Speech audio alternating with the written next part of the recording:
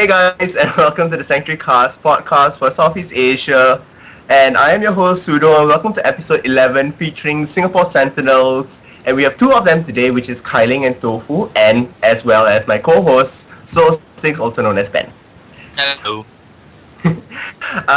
So we didn't manage to get all of Singapore Sentinels to appear here. But in a way we kind of have them. So they currently are in their training room, and they will be playing a scrim at 9, that's what I understood. So if you do hear people, talking behind, discussing and shouting behind, it's them training and them, giving commands out there. So it definitely should be an interesting thing to listen to them while they're actually playing the game.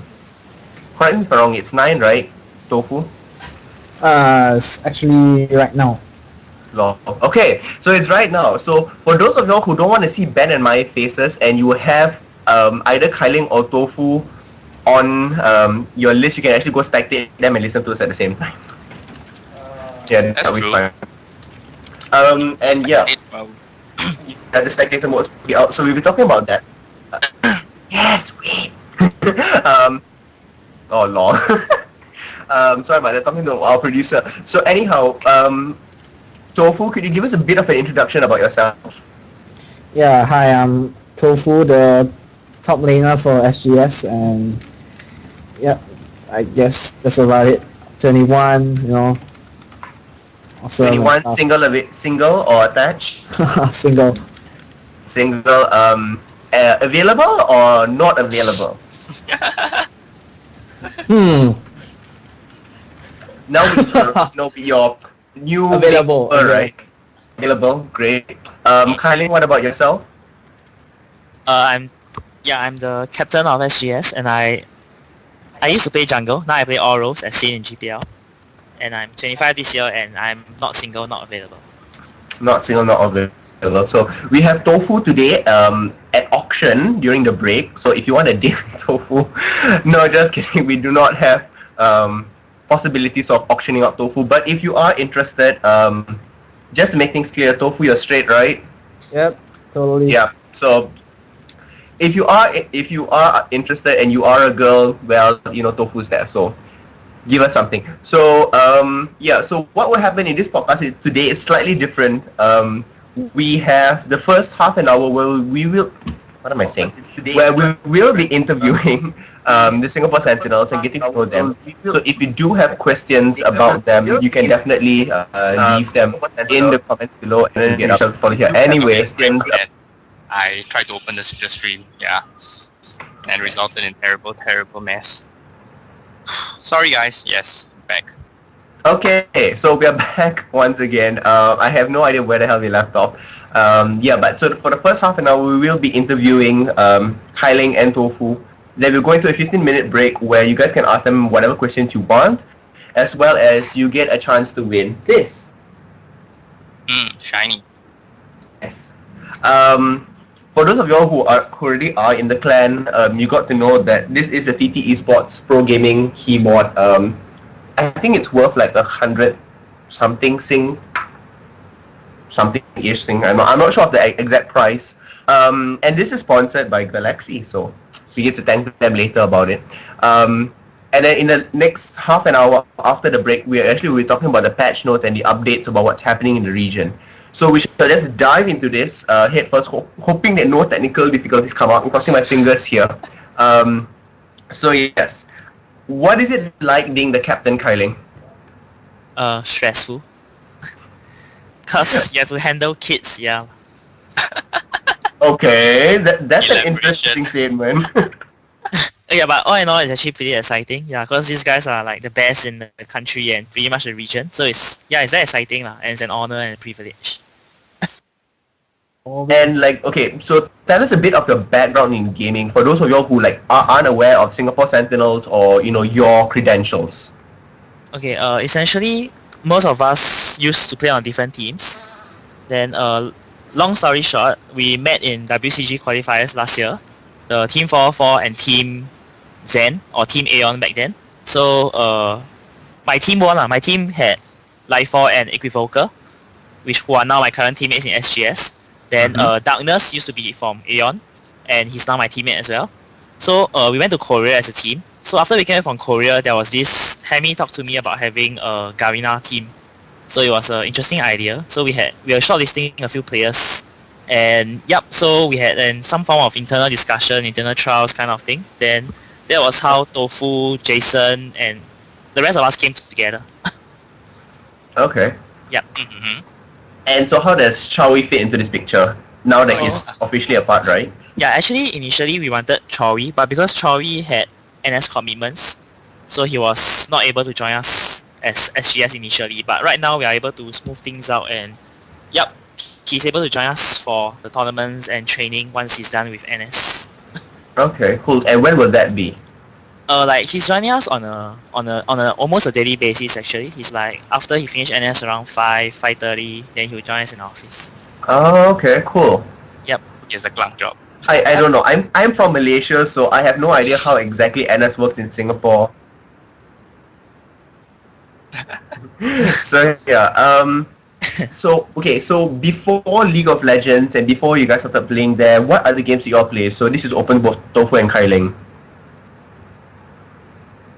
Oh, okay. So as for myself, right, I played Dota for a while, non-competitive. Then I played WoW, Leisure of course, and then I played LOL for fun as well. Then from there, I joined the local tournaments, and that was how I became competitive after knowing the competitive players. Yeah. So, yeah. For me, I was actually a pro Dota gamer, and there was just one point after like Dota 2 came out, I just suddenly lost interest in Dota, and my friend Voyage Opio, for those who know him, introduced me to this game, and slowly I picked it up.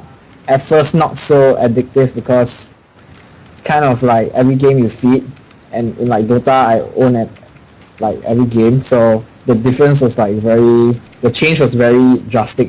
So Okay. probably only 1 to 2 games a day until I started like doing well, started like winning and stuff. Then yeah, from then on I just continued playing, and I started off with Demo Cup, inter-school tournament or something like that, and soon I become a top player because I brought over my skills from Dota. So it was easier for me to advance, and to improve. Okay, cool. So just talk a little bit about GPL. So we currently are at week 8, and we are on break.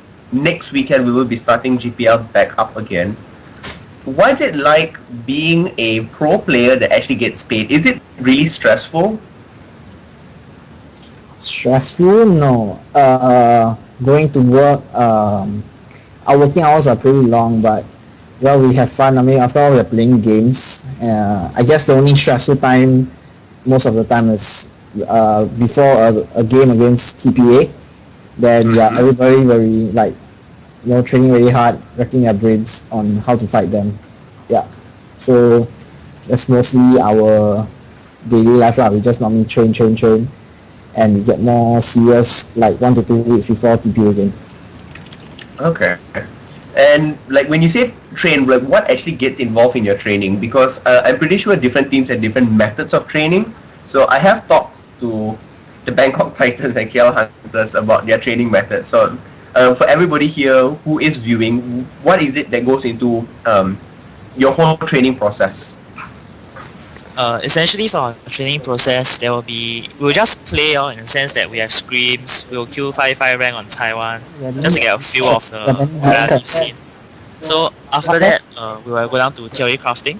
We'll find out what went wrong or what we did right. So then we'll come up with things that suits us. Personally for myself, I will try to get my teammates to sort of like, I can see for myself or they'll tell me verbally what are they most comfortable with. So from there, I was able to draft according to their personal preference. Like for example, Hallelujah, he can't play Shaco because he sucks at it, but he's like pretty much the best in the world with DC kind of thing. It's a matter of preference. Okay. Yeah, so in a sense, the entire training just comes down to how comfortable we are with the current OP champions. If they are really good with some but not good with the other, we'll draft accordingly and play to our strengths, which is how our Gragas, Malphite and SU Shrek came about. Yep. Okay. So I mean, this is more of my question, not really for the listeners here. So, would you prioritize comfort of your players, meaning the champions your players are more comfortable with, or pushing for a sort of team composition that may be slightly out of what you're used to? It's a mix.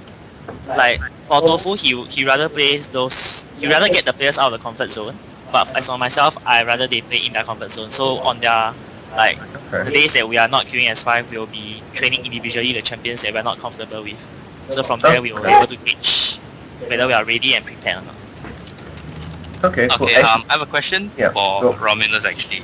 How often does SGS run into stuff like internal conflicts? Because even for pro teams like CLG, you can see that sometimes they disagree on how things should be done, and then there's some blame being thrown around. So how often does that come up, and how do you go about resolving it? Yeah, that's a very interesting question. And actually, to be honest, the first 1-2 months it was pretty intense. We had a lot of minor conflicts here and there because we all had ideas on how the game should be played, and we were like saying like you should have done this, I should have done that kind of thing. So end of the day, there will have to be a mediator lah. So that will be my role most of the time, where I'll get the guys to like, I told you guys initially, right, about being a leader. It's like a lot of kids because they'll be like screaming, shouting, cursing at each other. So after I'll come down and mediate, then we'll have a discussion, we have a voting of who did wrong, who did right, who gets the most votes. It's like we try to get the team to understand that from our point of view what's going on, and we'll hear their point of view of what's going on. So over time, these arguments and it becomes more constructive. The conflicts becomes more constructive in nature as everyone learns and realizes that okay, you got your point, I got mine. So let's come to a consensus and agree. Sometimes we agree to disagree, but most of the time we are able to grow as a team and learn. And like all new team, as you spend more time together, eventually we will be able to appreciate each other more. So for now, there has been very little conflicts. Okay. I mean, from before we had talked about Galaxy and how they deal with like bonding as a team. They said that they do fortnightly excursions around Singapore, so whether it's having lunch and things like that. What about you guys? Do you do anything like that? Rumble. We have poker sessions last time, like once a week, once a fortnight, and yeah, we actually have movie sessions, and we have stayed over in the office a few times. Most recent last Saturday, we stayed the whole night and we trained as far. We had scrims until like 4 a.m. before we went to sleep, and waking up again at 10 a.m. to scrim with another team. Okay. And we're having paintball this Sunday. Oh, cool, awesome. It's not paintball. Yeah. Okay, it's just a team bonding activity on Sunday that we're having, which is a whole day course. So hopefully it will come back in one piece. Well, you still have 1 week to recuperate before GPL, so I don't think so. You guys would be any real harm now. So. Hopefully. Hopefully, that's cool. So with GPL now about halfway there. What are your general consensus, leaving aside TPA, of the other teams, the other 4 teams there? Because you guys did mention that you only really crunch when it comes to TPA games, and for the rest it kind of, as Tofu said, relax. What do you really think of the 4 other countries and their 4 other teams that's there? The other 4 countries they are improving a lot, but for now they are still they are like a level beneath TPA and us and the world, because we have had more training, and yeah, it's a bit hard to gauge now, especially with the 2E break. Maybe they have all improved a lot and it'll be a challenge, but for now, if you've seen our games, right, no offense to the teams, but we have been doing pretty well against them, and we have only dropped games against TPA. So I think it's only fair to say that our main focus will be on TPA, the team we have lost twice. But of course, we're not letting our guard down against the other teams. We are always playing our best. We are never joking around and all that. We are, of course, against for TPA versus MLE, I think everyone saw how TPA lost that game. They weren't playing their proper roles. They're not doing properly and all that. Although, in my opinion, it was MLE playing a really good game. But yeah, we're not underestimating any of our opponents. Okay, cool. With like I said, the GPL is about half. Who do you think at the end will be the 3rd place, ranking team that will go up against 2nd place ranking team? Saigon Jokers. Yep, Saigon Jokers. Because of the addition of QTV Mas and Nix Water? It's Chao Jin Nix Water. Yeah. Okay. Well, this is, so far, all players have been asking, I have been asking the Kia Hunters around and things like that, will they actually be able to, be within the top range there, or will, Saigon Jokers pull ahead? They said that at the level the Saigon Jokers are playing, there's a high chance that they will actually pull ahead, and we actually did see that happening recently. I don't know. It's really interesting because at the moment it seems as if Taipei, like you had mentioned before, this Taipei Assassins and Singapore Sentinels are pretty much up there in the bracket. It's going to take a miracle for them to fall down or for a team to catch up. Manila Eagles, KL Hunters, and Saigon Jokers are pretty much very close to each other. And just within 2 weeks, we did see that Saigon Jokers actually managed to pull ahead with 2 games.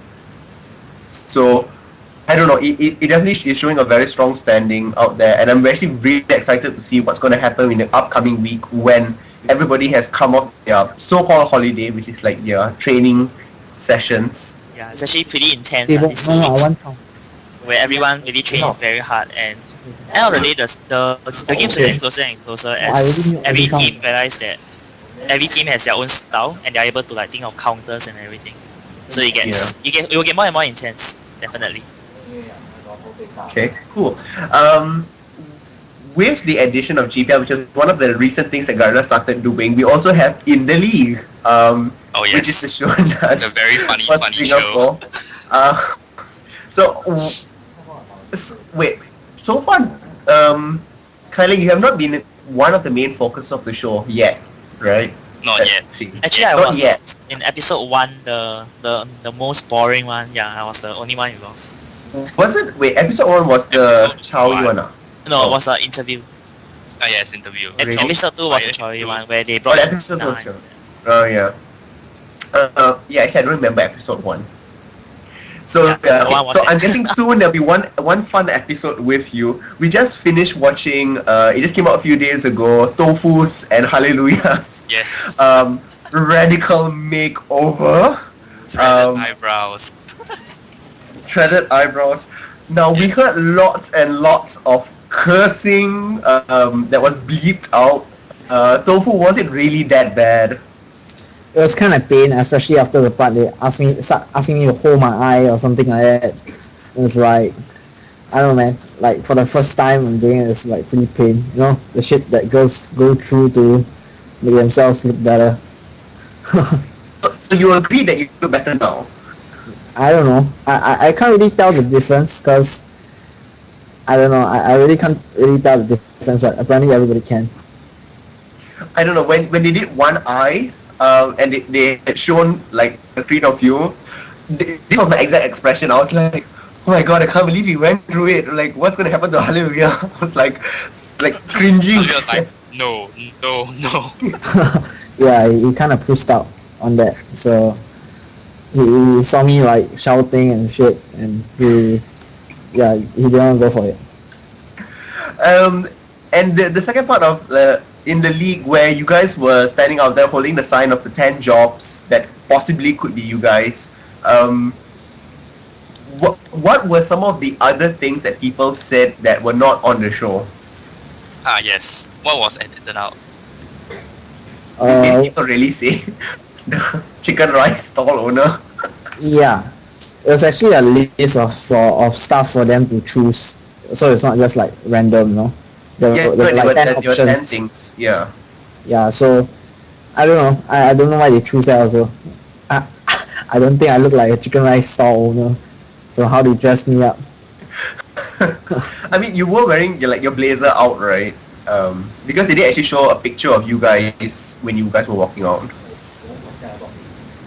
I don't know. I was wearing my blazer around. I don't know how exactly that shows chicken rice stall owner, but apparently you guys are less professional gamers, more fashion designers. Yeah, because of the way they made us dress, I guess. I'm not sure what the consensus is in Singapore, but apparently if you wear pink pants on Halloween and you're wearing a grey coat over, it apparently means you're things. So yeah, did anybody from the street recognize you guys? No. So like nobody knew anything. Like they didn't even come up to like Tuna or any of the production team and be like, "Hi," like, "Oh, we recognize who the person is." Gamers don't go to Orchard Road. Probably because we did for like what 1 hour. I mean, what are the chances? And we interview mostly only like girls. I mean, how many of them would know us? Yeah. It's true. Well, definitely no. I'm actually pretty puzzled, or rather curious, as to find out, does the girls even know that their picture is being used on the forums? Like, as your advert, we see them there. It'd be funny, it's like all of a sudden one day when they're 50 years old, it'd be like, search their name in Google, it'd be like, what the hell is this? When I was younger, I was used as an ad somewhere. But yeah. Let's see. Most epic chicken rice stall owner. Just reading some of the comments, what people's going on now. Yeah, cool. So do you guys actually like know what's gonna happen in the future episodes of In the League? No, we don't. We totally don't. So it's like a couple of days before they need you guys and they tell you like, okay, we need you to do this for production, is it? Yeah. Yep. They'll give us a script like on Tuesday or Monday, and then we'll meet up on Wednesday to do the filming. Then Thursday they'll do the touch-ups, and usually it's released on Thursday evenings. But because this was a longer version and there were more things to edit and stuff, so it came out at the midnight instead. Okay, cool. I'm actually definitely to see what's interesting. It was actually fun to see. It was fun to see Tuna like not behind the green, not in front of the green screen, but actually in real life, and his expressions there. It definitely was a very, very, very fun episode. What do you guys want to see in the future? From Hami's Hallelujah's point of view, he wants to see the whole team having their own takeover, so I don't know. Okay, that's interesting. That's interesting. I wouldn't mind watching that, for sure. Yeah, Like watching a half-an-hour episode of America's Next Top Model version Singapore Sentinels. Yeah, but then beyond this, we don't really know what ideas they have, so it's up to the creativity of the other guys in the production team to come up with what you want us to do. It might not be related to us. For example, the short casting episode last week, there was no relation to us. Okay. Another thing to actually ask, it was one of the early episodes of In the League where you guys were having pillow fights. Oh yeah. Does that actually happen, or was that scripted? No comments. It only started happening after that episode. I see. Okay. So many people have dubbed you this name, which is Kai Unstoppable Force Ling. How much do you think that's true? Or have you actually heard it? Yeah, I've heard it. It's not true. Okay, the background of this is what happened. It's basically because I was doing a shoutcasting with Jody. Then before that I was like telling him that he was on Reddit. Do you guys know about the article on Reddit where our game was on, and they were saying how good the broadcasters were and all that? Yeah. Yeah, so I was like calling Jody a superstar and all that, and I started the GMBB and Jody thing. He was like, I have to get you back, dude. So he was like saying, so now he coined this kind of unstoppable force Ling thing. Yeah, because it's like it's trying to say like I'm a one-trick pony, only play Malphite and stuff. And on one hand it's a compliment because it's like saying, this guy can good at Malphite. On the other hand, it's like trying to say I'm a one-trick pony, which I'm not. Just that I don't need to play the others yet. Yeah. Okay. So hopefully one day we get to see perhaps in GPL Kai Ling, playing support, or Kai Ling playing AD carry or AP. That'd be pretty interesting to see. Then finally when we have all 5, we can make a video montage and Kai Unstoppable Force Ling. Yeah, just missing AD carry and So there we have it. So one more, then we can finally compile it all together. The other thing I want to talk about, what was it? I just had it on my tip of my tongue and I forgot about it already. I can't remember. Ben, do you have anything to ask them while I try to remember what I was supposed to say? Does SGS intend to recruit any more people? Actually, we are always on the lookout for more players. Like, there's been a few people that has actually private message Hammy, our manager, saying like, could they join SGS and what. requirements. So now I'll just briefly say what we need or what we're looking out for. Essentially, you need to be noticed by us, any of the players, or the team manager, or by Garena, anything like. So you either climb the elo charts. I mean, if you're number one on the ladder and you're some unknown guy, you become known instantly. Like, who's that guy? Yes. Yeah. On the other That's hand, true. you could form a team, get to the tournament, and beat us. Or even if you don't beat us, right, you can like show your mettle like by owning us, getting legendary and stuff. So once you get noticed, we can So that is how you're able to join SGS. One of the many ways, but the main issue is to prove that you are a good player. Well said, well said. So, well, definitely I'm out of the question. And I'm out of the question too. We should just stick to commentating and having a talk instead of trying to become pro gamers. Yeah. We can have hardware of pro gamers, not the actual skill of them. Yeah. I still can't remember what I was supposed to ask you guys. It was supposed to be something related to GPL as well as what's going on.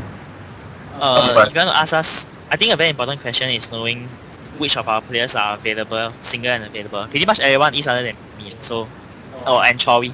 Everyone else is available, especially like Hallelujah, Life 4, Equivocal, Darkness. Yeah, they're all available. So, just a hint lah. Their off days are on Monday and Tuesdays. Okay, since you mentioned that, right? So we do see that Galaxy came over for Hallelujah's birthday, right? It was Hallelujah, right? Oh, really? Yeah. They came over for his birthday. Yeah, they went over. They were telling me about it. So, is there something going on between SGS and Galaxy? Don't think that's for me to say lah. Tofu, you seem to be answering whenever Ling can. So, care to divulge any interesting information?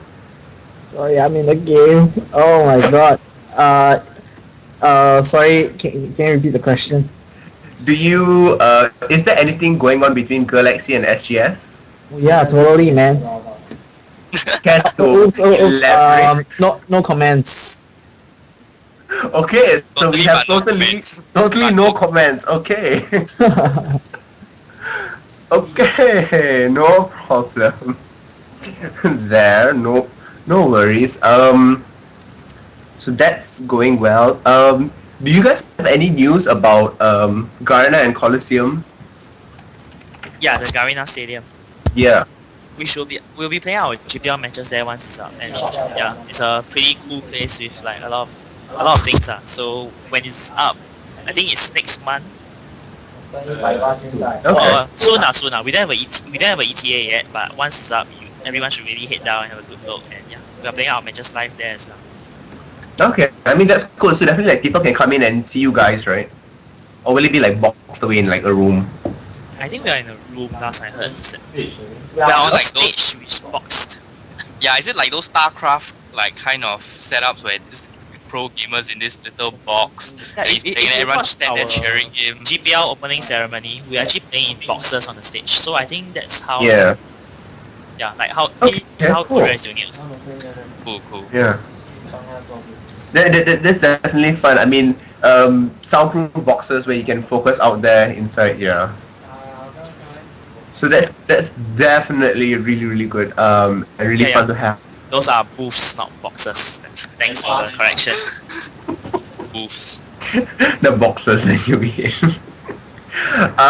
Yeah. So, do you have any sort of advice for anybody who wants to become pro or anybody who wants to improve? Like everybody says that you're either you're a pro player and like you seem to have boundless amounts of knowledge and things like that, and some people just can't execute basic things. So what would be 5 pieces of advice that any good law player should know or should practice? I'll just maybe list out those I feel are important. I don't know whether it's up to 5, maybe less, but okay, sure, go ahead. Okay. Yeah, okay. Number 1, I think is of course individual skills. Okay. You must be decent at the game before you can be a pro player. Then second thing which I feel is probably the most important, which is actually what I've been emphasizing for the past few months that we've been together as a team, which is character. Okay. Character and attitude is the key thing to success in everything you do, even pro gaming, because you must have the attitude to learn. Basically what I tell my team whenever we lose is that you learn more from losing than from winning. So you need to lose in scrims. So initially it's all very tough. Like when we lost in scrims, we kind of like get very chaotic because we'll be blaming here and there once in a while. We'll be saying like, you should have done this, you should have done that. But right now we are maturing together and realizing that alright, it's actually maybe a shred problem. So it's like, yeah. So you don't keep putting blame on your teammates. You try to analyze exactly what the problems are together. Because when you lose as a team. Okay. Yeah. Likewise, when you win as a team. So yeah, second thing will be character, then / attitude should be the third thing. Then after that would be commitment. Yeah, you can't tell yourself you're a pro gamer and not put in the hours basically. So like for us, we on our Friday, Saturday, Sundays, we actually play from 11 a.m. until like 11 p.m. So yeah, that is very long. So for some of us are in school, some of us are studying, some of us have like our own life, but like for example, Lim Yang will be having a very happening life in clubs and all that. But he always comes down for training as well, because he doesn't have a choice. Like yeah, so this commitment matters to be in a pro team. Yeah, and aside from that, be nice to everyone around you because it might get you noticed as well. Okay, cool. Yeah, about it.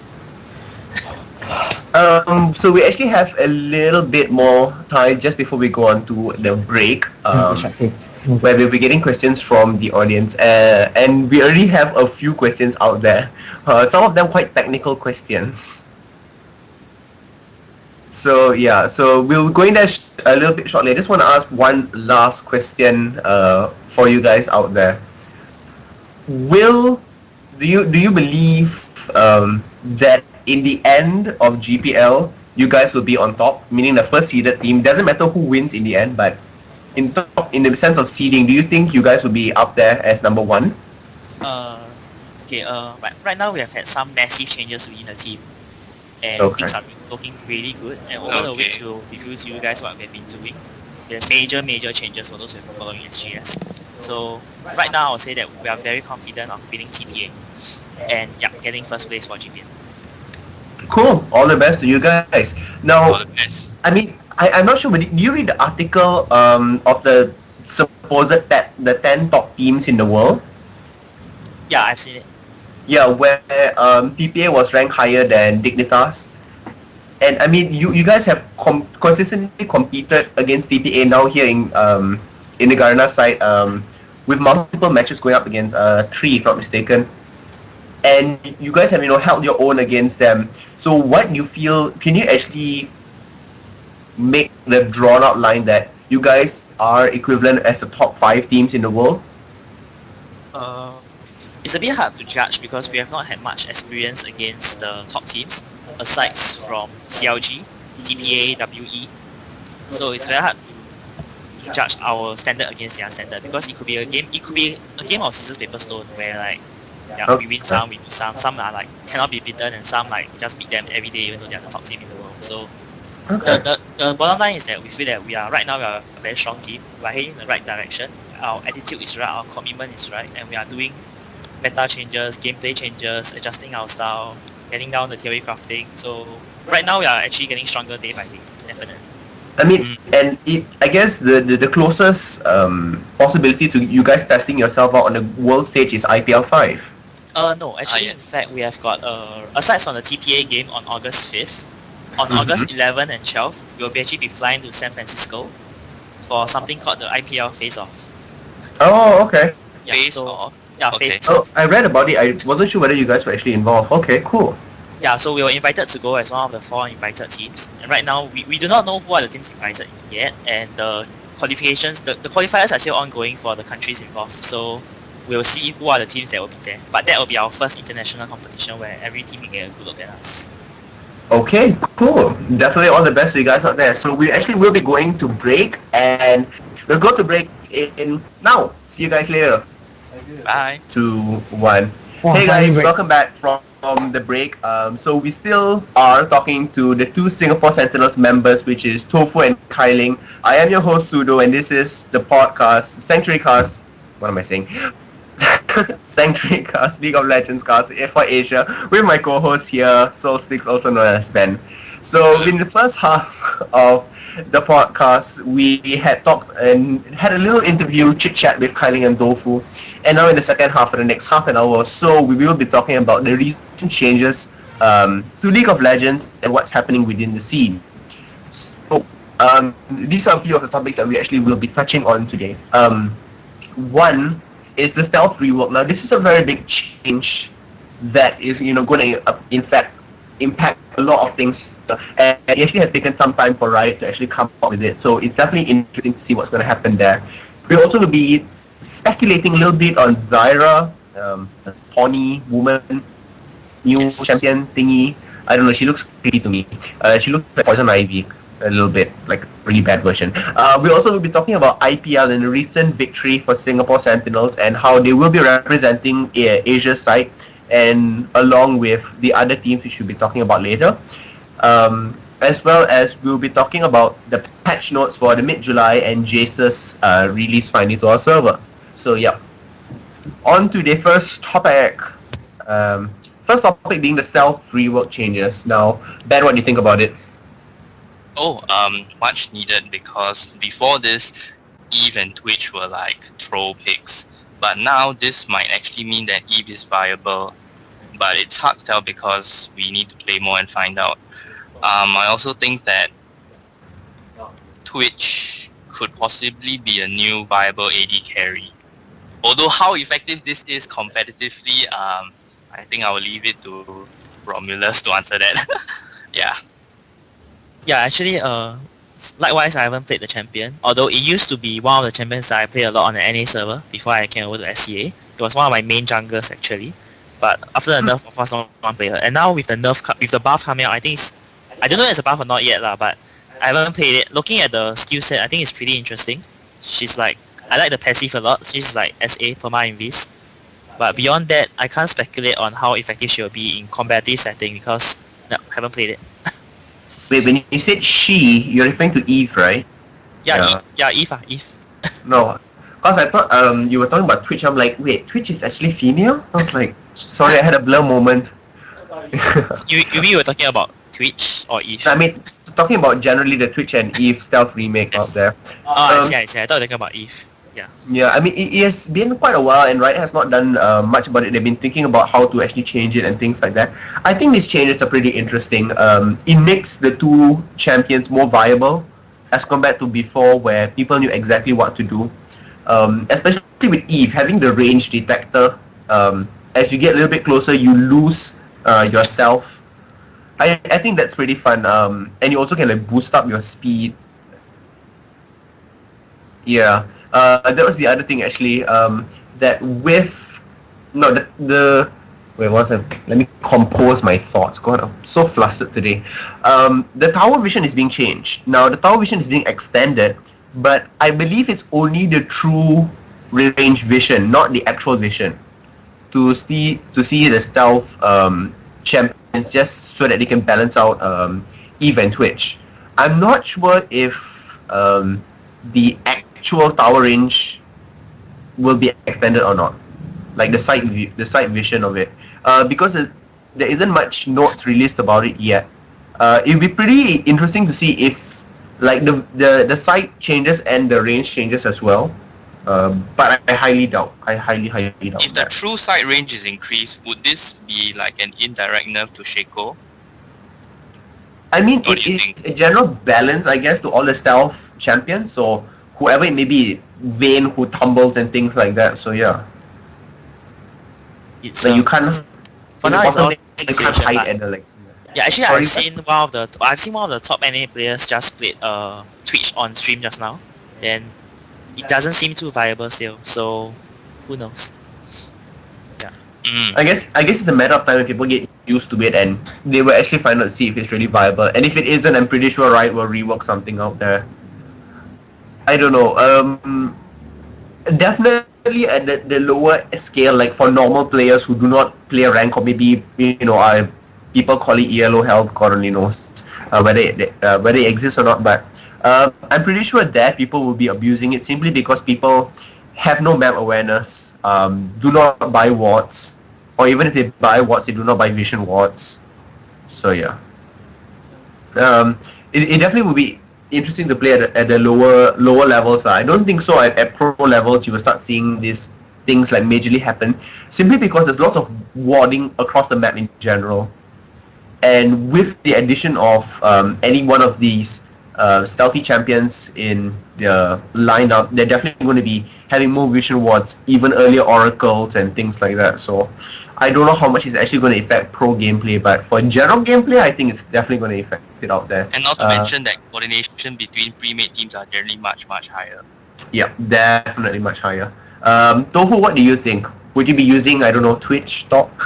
Twitch and Eve, I still think it's not going to be very viable champs, because right now the current meta or whatever is going on in the Korean scene is, or actually just anywhere, is about team fights. So right now, as in, people are looking for stronger team fight heroes, like champions like Malphite and things like that. That's why now everybody is going less on the lanes and more team-based heroes. So I think assassins will still be countered like pretty easily with, like, just lose some of your gold, just buy more ping wards and things like that. So I still don't see it being used in competitive, but I guess it's more for fun hero, I guess. I mean, but what would you think, like, having Twitch like stand behind in the team fight, just spray and pray and like demolishing everybody? Could that be a possibility? Probably not, because if people see that you have a Twitch, I'm pretty sure that there will be oracles on the support or the jungle, making you unable, really hard to play in team fights. When you push your tower, what are you gonna do? You're just gonna auto attack and things like that, And unlike like Graves or a god or all the popular champs, Twitch doesn't really have a way to clear the minion so effectively, and his damage and escape is just not there. Yeah, he's only really good in the escape ganking. Isn't there, that's for sure. Yeah, he's only really good at ganking, things like that, But who knows? Maybe people will do something like Twitch jungle and like some really some gank shred or something. So, but for me, no Twitch. Not Twitch. Well, the other interesting thing that actually is being changed is, aside the stealth rework, we have Xin Chao being added into the side there. So Ben, could you just take over? Yes, a certain player in our server will be very happy to find out. FKOTL, yes, that guy. He has like 700 games at Xing Zhao. Yep. And when he sees him and you see Xing Zhao first pick and he's like, Xing Zhao mid, and you know it's him. Yep, that guy. Famous for his Xing Zhao. Level 1. Hard, yeah. Level 1, ward your raid, man. Ward your raid. Yeah. He definitely invades almost every game. It's ridiculous. Every game. It doesn't matter if he dies or what, he just invades. Like, even if the opponent knows he's coming, even if they have like freaking weak level 1 and opponent has like 5 CCs, he just goes to like ping, invade. Yes. If you don't invade, he will invade. Yes. He will stop the jungler himself, He is man, Xing Zhao. Because he of is him, right, full eye for Portal. Because of him, I was so terrified I had to build a full armor rune page just for one of my AP middles. Yeah. I think the new Xing Zhao is pretty good. Xing Zhao has been neglected for a while and probably fell off because people think that it's not as viable, but the new Xing Zhao is actually pretty good. His challenge passive actually reduces challenge armor. is definitely interesting. Yeah, 15%, which increases as the game goes by. For 3 seconds, only one target can be challenged at a time. And it actually interacts with his ultimate where all unchallenged targets are knocked back, and yes, 1.0 bonus attack damage ratio. So, what do you guys think about it? Xing Zhao.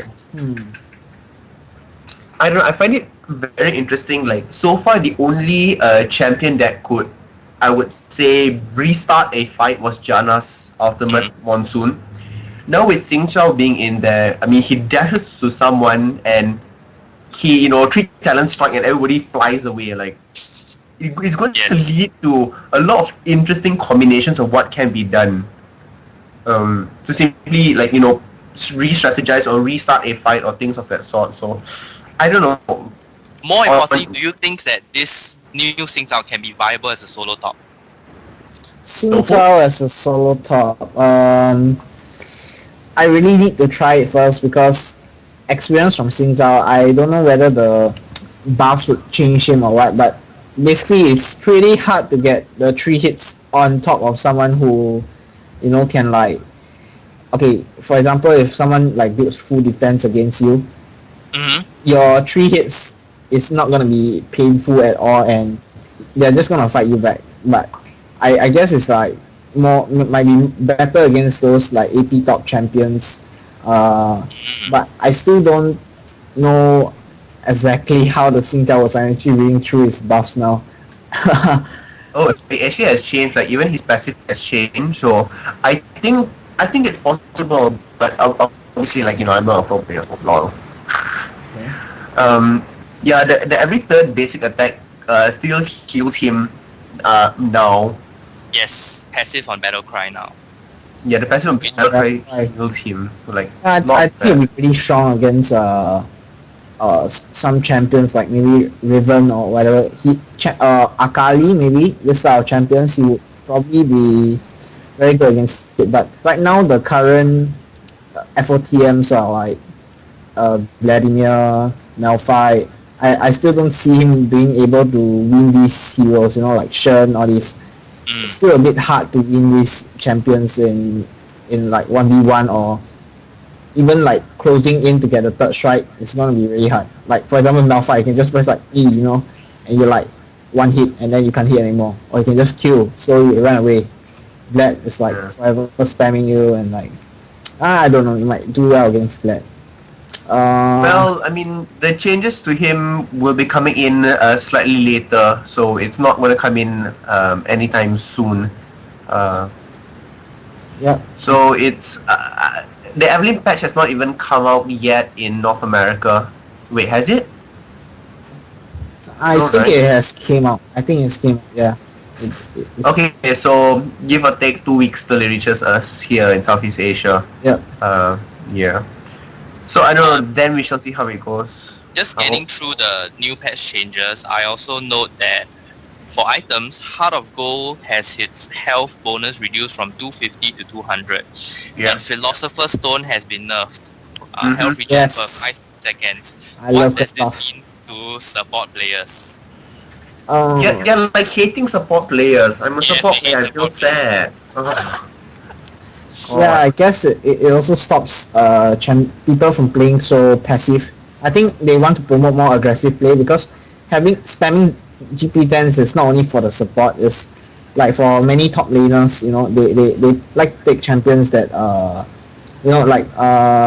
for example Shen or this, you don't need like Malphite, you just like spam your GP10s and against aggressive champions you still you're gaining more gold than them every minute, but they can't kill you either. So I think they want to promote. Not die right, and you get by.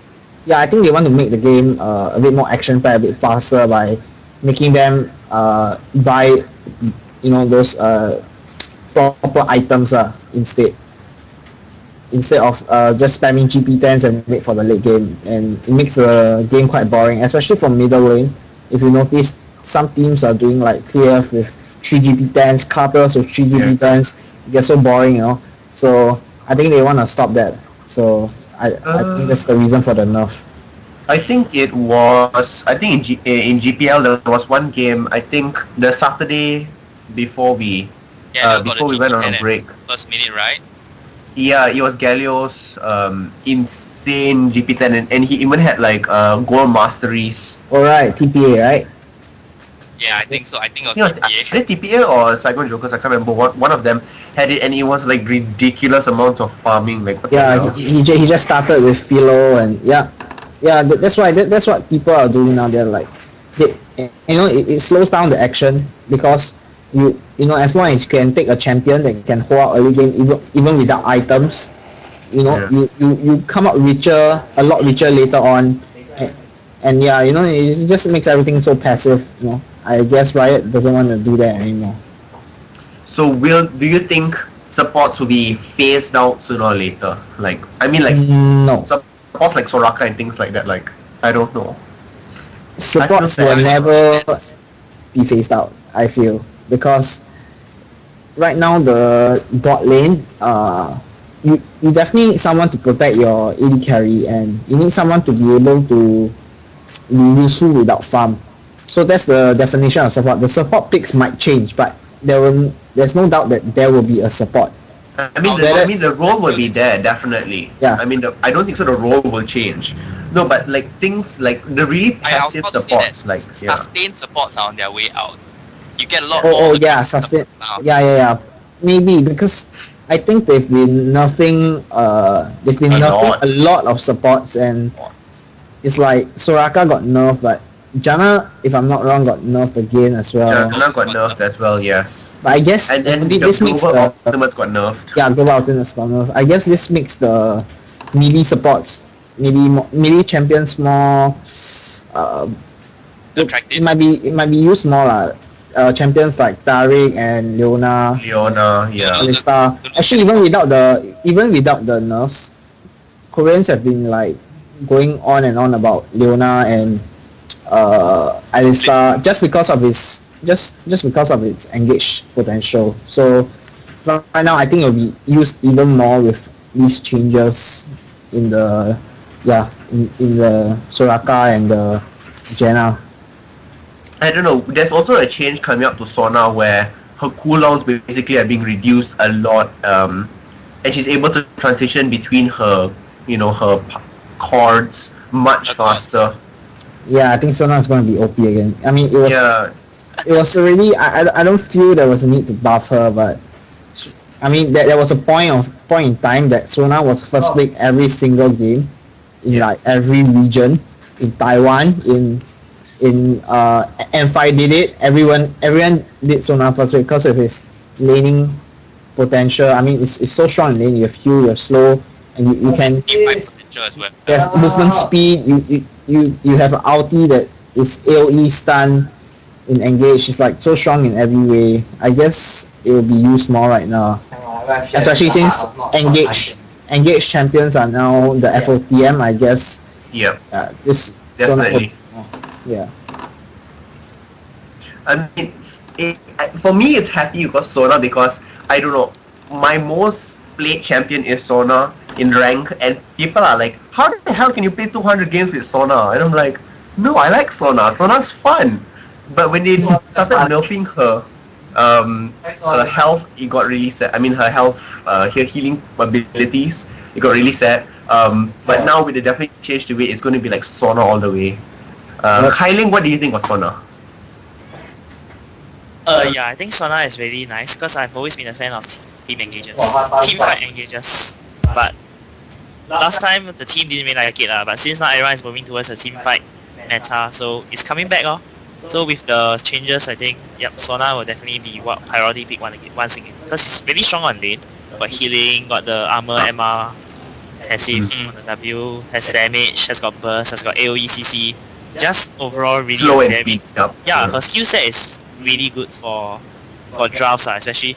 The main thing to me, like I've always told my team, it's not about the champion because any champion can be viable if you build a draft around it. It's about finding the right draft. That's all. Oh, interesting. Words of wisdom. Words of wisdom, being played out there. So we actually kind of merged our topics together. We're supposed to be just talking about the stealth rework, but we kind of went into the patch notes. So we are in the patch notes as well. We have 2 new skins that will be coming up. I think both the skins look really good, and I'm actually quite happy with the recent skins that Riot has been producing. I don't know if they had a new artist come in or something of that sort, but the new skins coming out there with the new patch, with Mythic Cassiopeia and Muay Thai Lee Sin, I definitely think it's going to be very interesting.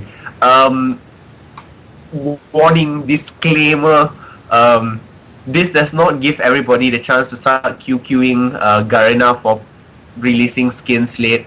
I have nothing to do with that, so do not. I'm just notifying you what's coming with the patch. So yeah, before we get people like shouting at me saying what. So yeah. Oh, this is interesting.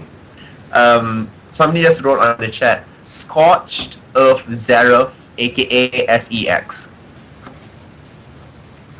Purge. Wow. New skin. Nice acronym. Wow, really? What else would people come up with? But yeah. Anyhow, so with that as well, there is nothing significant else that's being changed. We talked about Evelyn. We talked about her interesting new skills, head spike, constantly damaging people, which is pretty interesting. We have Malzahar that's also being changed. Now the pathing of this Voidling, I'm not sure how much it's actually going to affect things. I'm a little bit skeptical of how much the pathing is actually going to change. I need to jump to my NA account and play it there.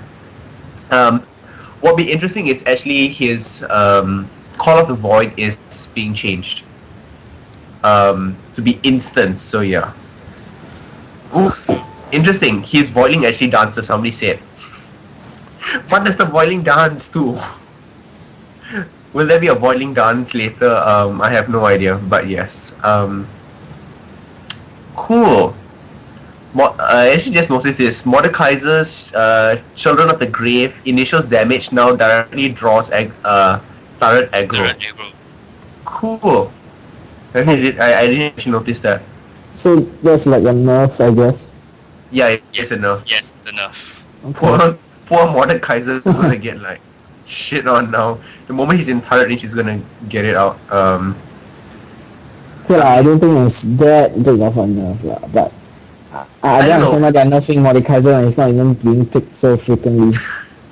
Yeah. I don't know. Maybe in one of the servers somehow he's being picked, so. True. Maybe that, I don't know. Okay. There'll be a link in the description about the Voidling dance. I'm just looking at it now and it's hilarious. Oh, it definitely is very interesting. It looks like a freaking crab. Oh yeah, it dances like a crab. So yeah, it's up in the description out there. So if you guys want to have a look at it. The other last thing we want to talk about within the patch notes, aside the Twitch remake and things out there, is that Urgot's Acid Hunter is actually getting changed. The base damage is being increased, and the I would say this is a buff to Acid Hunter, and his ratios for his bonus attack damage is also being increased, which is ridiculous. But the long-term missile range is going down. Yeah, I mean, like a trade-off. I mean, it's being reduced by a minor 300 only. But the amount of buff that you get, okay, so imagine at level 1, before this, he used to deal 10 base damage. Now he does 50 base damage. Before this, he used. What champion is that again? Sorry. Oh god. Oh god. Wow. Okay. 50. That's 5 times more his base damage. Yes. Last time the ratios used to be 0.85. Now it's turning to 0.2. 1.2. Okay. It's like, wow. Whoa. It's a lot of adjustment there, especially for his early game. Like, yikes. Whoever's gonna start using Urgot, like, imagine at top, you get hit by one Acid Hunter and you're down by at least 150 health. I used to play Urgot quite a lot, so I know that if you have 3% CDR, you can land exactly 3 missiles with 1 Noxian Corrosive Charge. So right now, it's like you land a Corrosive Charge and it's like you get to land 3 of Lee Sin's Qs. 1.2 bonus 80. I guess they want to decrease the scaling of Urgot, and make his early game stronger. You know, I don't know, because many people have a problem with Urgot being able to do damage and being able to tank and engage all at the same time, while still having like shield, and he can buy like Frozen Heart, Hex Drinker. You know, it's the. Okay. That's why it's like currently a ban on pick champion in Korea. As in, right now they are having a pro league.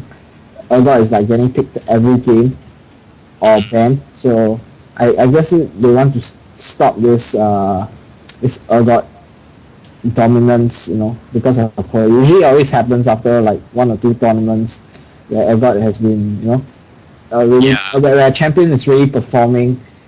Riot always tends to nerf him. I actually watched this Korean pro game where there was actually a blind pick, and both teams picked a god. Yep, Urgot. It's always Urgot or Graves in Korea. Every time, Urgot or Graves.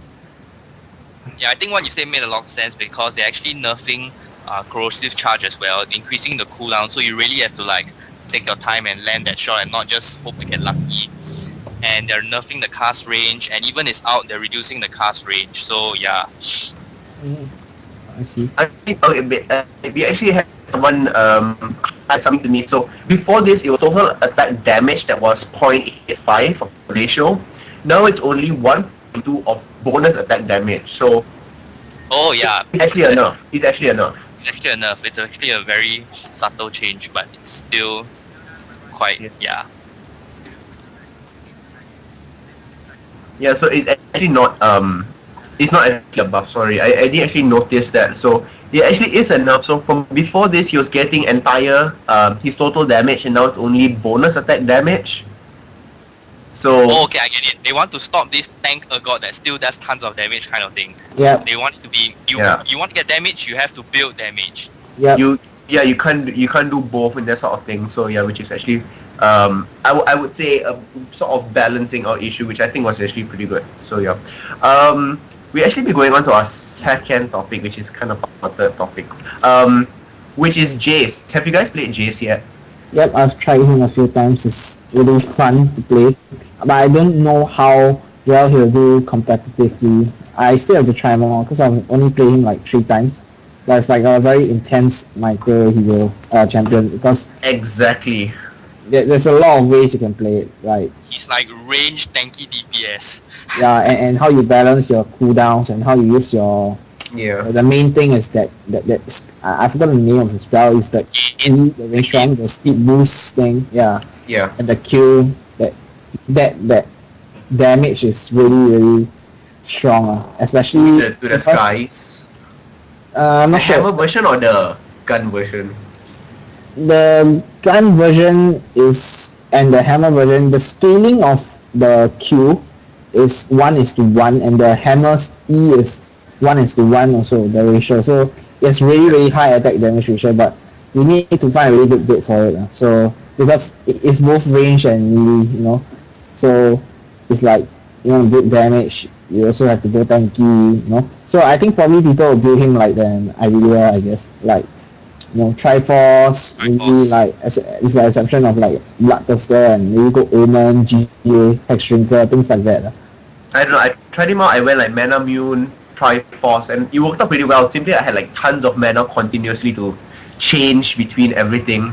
Mana might not be that ideal because he doesn't have any actually mana problems. His mana cost is super low, which was one of the good things that I've learned about this champ.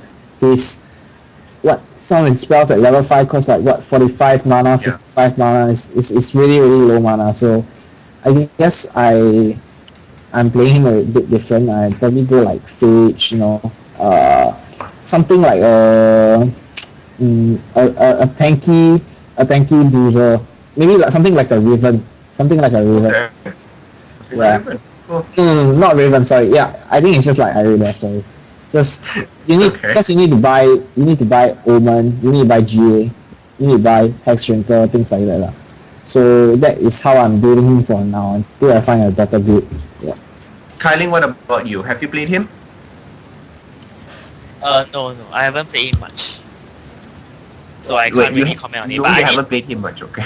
Yeah, okay, but I did tell Tofu that I didn't really like it. I didn't think it's very competitive because it has a lot of downsides, a lot of negative things. So I let you guys play on its own. But one of the things that Equivoker said to me, which I think is quite true, is that late game he isn't as strong because he doesn't have ultimate.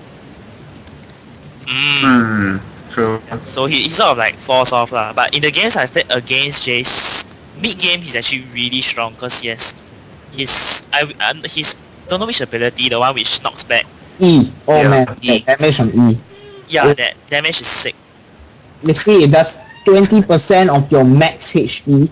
Yeah. 20% of your max HP plus base damage, I think, of 160 with 80 scaling 1:1. Yeah. So it's like 20%. It's a lot. it's a lot. quite retarded because it's one of the first chance I see like 20% of your, Max max HP is with like, oh man. I think, if I'm not mistaken, if you don't knock them to terrain, they do get stunned as well. If I'm not mistaken. I'm not too sure about that, but I don't think so. I haven't tried that yet. But Because if that does happen, it's going to be even more insane. I don't think that happened. Yeah, I think I don't think that happens. Yeah, I tried it before. So, Okay, so cool. Mercury Cannon, yeah. So Jayce has finally reached over on our side, which is really fun. So let us know what you guys think of Jayce. I played him. I find that his movement speed is uber slow. I just find him like Carter slow, like so slow. Like I just find him so sad. To more out there. But aside Jayce, what's the more important thing or something I'm more excited about is Spectator Mode. Yes. Finally in Singapore. Finally, right? It finally reached Singapore. Yeah. I've been playing it I've been playing on EU and things like that, and I've become so used to watching things there, and come back here. It's like, it's not here, but it's finally here, which is really good. I see a lot of people on my friends list spectating mode, not even like playing games anymore. They just seem to be spectating a lot of people, which I think is fun. I think it's really good simply because they get to view other players and how they are playing out there. Yeah. And encouraging voyeurism. Yeah, because I've had a lot of people trying to like friend me on my buddy list, and like a lot of people will be like saying, "Hey, nice game at the end, dude." And I'm like, "You stalker." But yeah, I think Riot really did a very good job with the spectating function, because it's like so I don't know, you can like rewind back, and rewatch a fight. It's like I don't know any other game which you can do that, like CS Spectator Mode or whatever, Dota 2 Spectator Mode. I don't know any game that can do that. Can change to slow motion, and can like auto direct the camera to all the fights. It's like you can just like eat food or whatever, do whatever, and like. And you can backspace and go back to life. Wow. It's like it's a fight. Backspace, play it slow mo, go back to life. Yeah, it's ridiculous. I think they really did a really good job on the track. It's definitely a very good thing that Riot had done this and things like that. The only thing what's happening is that we need replays now. So if people can start posting up replays, I mean like officially by Riot, I think it would be really, really good. Then it would come like in a sort of complete package out there. But other than that, it seems to be pretty good now with Spectator Mode, simply because if you do have like lore replay and you're posting up your files, people can actually see the whole map rather than before, which only one point of view. And like horrible, missing text and things like that. So with it, it's definitely fun now. I actually have had people randomly cheat for me. It wasn't that I asked them to cheat. Well, okay, one time I did lah. The first time that it happened, it was like this. All of a sudden, I get a message while I'm in game and be like, "Enemy rate 347." And I'm like, "Hi." I'm like, okay. And and so I was like, "Wait, is this like for real?" And he was like, "Yeah, I'm watching your game." I'm like, "Okay." Exactly when I voted at 847, poof, enemy rate is right there. I'm like, it's okay. You missed the dragon timer, but it's okay. I got it for you. And that's what happened throughout the whole game. Everybody started messaging me every single timer. It was like Rave Scam timer, Golem's timer. Like my whole chat was just filled with timers and people talking to me. I'm like, okay, guys. And it actually works really, really well. I know this is like really bad, and thank God only like a limited amount of people are actually watching this. But yeah, you actually get to time your buffs and like specifically, and you get to constantly invade people by knowing exactly when they took their buff as well. Or the next patch, they're going to announce that Spectator Mode delay will now be increased to 10 minutes. I think if it's 5 minutes, it's perfectly fine, simply because the buffs cannot be disturbed. There's Baron and Dragon. No, but No, but that's the thing. Baron has been slain. I think that it's actually announced. It was announced in the PDE chat that it's only buffs only. So there is that exploit. If you have someone watching your entire game, I don't know, if you're ranking and you want to dominate a counter jungle like hell, this is what you could be possibly doing. Whether it will be exploit that people will be doing, I don't know, but it definitely is like up for grabs that people could be doing it. Especially, like, counting your own buffs is fine, but counting your opponent's buffs, that's going to be huge. Yeah. That's definitely going to be huge. But So, lucky it won't happen in competitive or in scrims because you can actually off the spectator mode when you play attacker. So at least in important games, you can actually remove the possibility of this type of exploits. I mean, but will people start doing this in ranked games to gain a competitive edge? And will people start QQing on the forums? Possibly, but from Taiwan rank, as in from how much I've played, as in people won't even know that stuff like that, and it still doesn't make too much of a difference. I mean, now that you brought it out, yeah, I can see, but if you didn't tell me this, I wouldn't have thought about it, and I still see the games that are going on. Is normally, if one side, like if your own buffs come up, and you're already ahead, you're gonna like fight for it. And I don't think people are so try hard in rank. I'm not too sure about Singapore side, but for Taiwan, I don't think people do that. Yeah. There's actually a website specifically for this in Europe. I'm not going to give away the website, but there's a website where you can, if you're free, you can list down like your name there and say that, I will help you spectate and let you know your buffs and things like that. What the? What? Yes, there actually is a website. Wow, and when I saw it, I just couldn't believe it. Like, you could actually find the details like, okay, I'm going to rank now, is anybody available? And you'll be like, cool, I'll spectate you, and me. And then, yeah, that's what they do. Okay. So, I hope that doesn't happen here. So, any sort of strategies to counter this?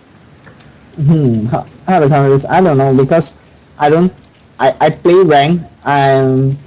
I don't know. I mean, I have a different conception about rank than many people because I just use rank to train. I don't really care too much about the elo, which was why I'm very disappointed with the freaking elo change. Like you dodge games, you don't use elo. That was how I normally train in the past. I went from one hero to one champion to one champion, and when I'm good at it, I just keep dodging games and move on to the next champion, so that I'll start at a lower elo and slowly play from there. But those who wanna up elo, yeah, it's gonna be troublesome if people start doing that against you, timing your buffs and things like that. Yeah, I mean, hopefully with I'm letting like you guys know that this is possible. Like, people do not start doing it. I'm hoping people are mature enough, but then again, our server is basically dominated by kids. So I could have I could have done a really bad thing. Yeah, you could have, because I didn't even know about this in the first place. Yikes. Okay, so we shall cut this out of the YouTube video, so people don't know. Yeah. We actually are going to go into the last few things now. I don't think so I should talk about this. I did mention about EU a little bit about that. The patch notes were already talked about. Okay, so the last thing we're going to talk about is Zyra, the new champion. To me, it's Poison Ivy from Batman. She sure looks like it. There's even the equivalent of her in Heroes of New Earth, which actually looks better. I can't remember what's her name called in Heroes of New Earth though, in Horn. But yeah, I don't know. Is she really that great? I haven't actually played with her yet. So I don't know. Thoughts, Kyling, on a Thorn Vine champion? Sorry, can you repeat your question because I was answering the guys on Twitch chat. Yeah. What do you think of Zyra? Do you have any other information about her? I think Hallelujah and I were watching the spotlight together or something, and we both came to the same conclusion simultaneously. We said that okay, Zyra sucks. Full stop. And have Zyra sucks. Okay, we shall not talk about her anymore. Yeah, that was what we actually came to that conclusion. Okay, but why? Why does she suck? I can't exactly remember, but her skill set seems pretty retarded. Like, I don't know, like released for fun rather than for how good it actually is.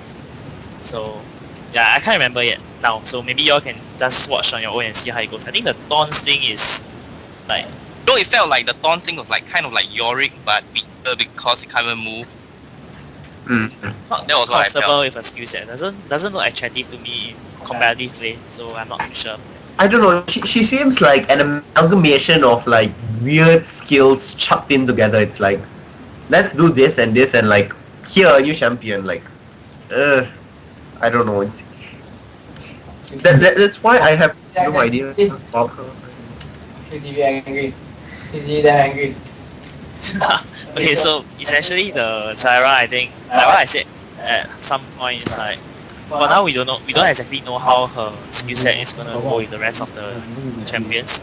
So maybe people will come up with draft specific Zyra kind of thing like combos and all that. So Yeah. with the combos, then maybe Zyra will become much more effective. Perhaps. I don't know. We shall see about that. So yeah. So we have one last thing actually to talk about, which is IPL5. We talked about this earlier when we did the interview, but congratulations once again to making it to the top 8. So you guys will be going up against TSM Dynamic, TSM Evo, CLGE, Moscow 5, World Elite, Singapore Sentinels, which is you guys, up there for the top 8. We definitely wish you all the best. Are they going? I don't think they're going. Yes, I forgot about them. Whoops. When will this be again? The date of it? November. November. We Okay. don't know the exact date, but it's gonna be in November after season 2 finals, which is in October. Okay.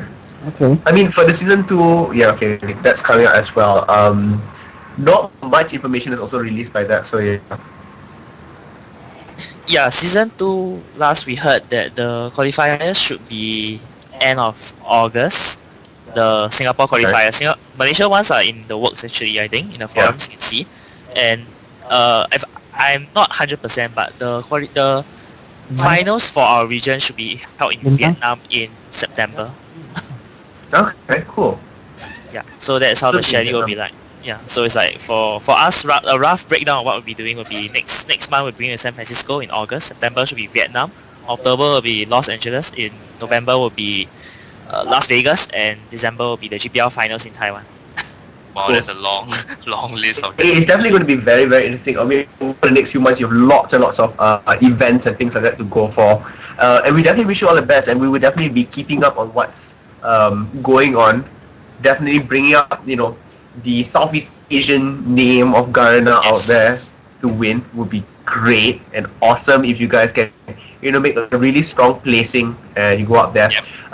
Pes, who just posted up the link on the chat, we already knew about it. We were talking about it before the show, and we all came to the consensus that you suck at making gifts.